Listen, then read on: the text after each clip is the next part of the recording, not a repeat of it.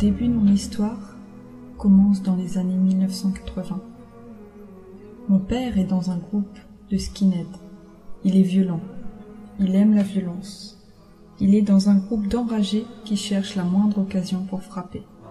Ils se battent, et puis ensuite, ils fuient, parfois en sang, ou alors laissant quelqu'un au sol souffrant. Ma mère l'a rencontré à 18 ans, et elle est tombée rapidement enceinte. Alors vite, les grands-parents ont voulu qu'ils se marient, car à cette époque, cela ne se faisait pas. Ma mère l'a quitté, j'avais 3 ans. Elle s'était lassée de ce bad boy, qui n'a pas réussi à quitter ce milieu d'alcool et de mauvaise fréquentation. J'ai vécu seule avec ma mère, voyant mon père un week-end sur 2, et puis il a déménagé, et je le voyais quelques semaines scolaires par an. Mon père a été aimant, il a toujours été un papa poule, un papa très attentionné, mais le soir venu, il buvait de l'alcool. Et moi, j'en avais peur de cette boisson, qui rendait les gens plus maîtres d'eux-mêmes. Alors je m'endormais pas tranquillement chez lui. De ce fait, j'ai lié un lien très fort avec ma maman. Elle avait une vie saine. Elle était très aimante, très câline. Chez elle, je vivais dans l'insouciance. Nous n'avions pas beaucoup d'argent, mais j'avais beaucoup d'amour. Elle était mon point de repère, ma meilleure amie, et elle était mon seul besoin. Les années se sont enchaînées ainsi, et puis à 8 ans, j'ai senti qu'elle se détachait de moi. Je lui disais souvent « Mais je sens bien que tu m'aimes plus ». Elle riait, elle ne me prenait pas au sérieux. Et au moment du coucher, je pleurais seule dans mon lit. J'étais profondément triste. Et c'est dans ce moment-là de solitude, un soir où j'ai pensé à ma meilleure amie qui allait au catéchisme prier Dieu 1 fois par semaine. Mes parents, tous les 2 athées, ne m'ont jamais parlé de Dieu. Alors dans ma tristesse profonde, au milieu de mes pleurs, je me mis à prier Dieu, sur mes genoux, les mains jointes, comme j'avais pu le voir chez les catholiques. Et je disais cela. « Ô Dieu, si tu existes et que tu peux tout faire, alors montre-moi que tu existes. Dieu, si tu existes, alors fais ce que je vais te demander. Dieu, si tu existes, alors fais que ce que je vais te demander soit exaucé. Si jamais il manque un détail, alors je ne croirai pas en toi. Ce sera juste le fruit du destin. Dieu, fais que j'ai un accident. Fais que ce soit grave, mais que je ne sois pas handicapée. Fais que j'aille à l'hôpital, que ma mère pleure sur moi. Je veux qu'elle pleure de peur de me perdre.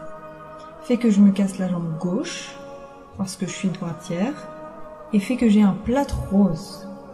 La journée, je n'y pensais plus, mais chaque soir, je récitais cela. Un mercredi, ma grand-mère me gardait, et ce mercredi-là, avant de rentrer chez elle, après une promenade, elle s'arrête devant le tabac. Elle tend de l'argent à ma tante de 18 ans pour qu'elle aille chercher des cigarettes pour mon grand-père. Celle-ci se plaint que c'est toujours elle, elle demande pourquoi ce ne serait pas mon oncle de 16 ans. Alors ma grand-mère tend l'argent à mon oncle, assis à côté de moi à l'arrière du véhicule. Celui-ci se plaint, attestant que ma grand-mère se laisse trop facilement engrainer. Moi, assistant à cette mini-guerre familiale, je me propose tout excitée d'y aller moi-même. Ma grand-mère refuse, j'insiste, j'argumente et elle m'y autorise. Le passage piéton est juste devant la voiture. Encore sur le trottoir, j'accentue mes gestes.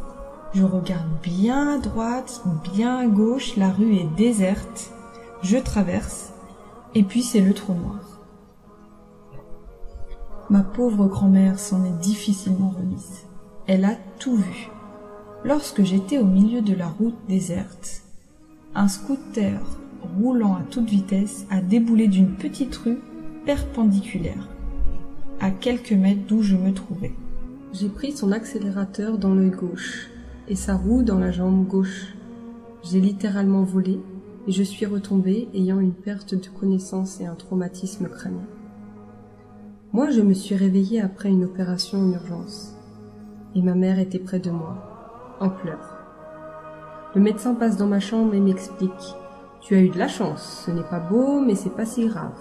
Tu as une double fracture ouverte de la jambe gauche. Tu as un plâtre du haut de la cuisse aux orteils. Tu devras le garder au moins 2 mois. Tu vas rester un peu de temps avec nous. Ah oui, et on t'a fait un plâtre blanc pour que tu choisisses toi-même la couleur. Tu aimerais quelle couleur? Et là, je comprends.